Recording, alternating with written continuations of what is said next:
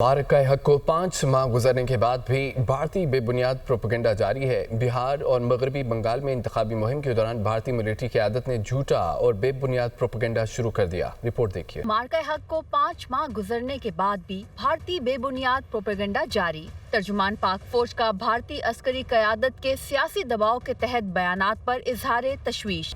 ISPR کا کہنا ہے کہ ایک ایٹمی ملک کی فوج کی قیادت کی جانب سے غیر ذمہ دارانہ بیانات افسوسناک ہیں۔ بھارتی عوام اور دنیا کو جھوٹ بتانے پر بھارتی فوج کا مذاق اڑ رہا ہے۔ ترجمان نے کہا کہ بھارتی قیادت تاریخ کو اپنی مرضی کے مطابق بدلنے کی بھونڈی کوشش کر رہی ہے۔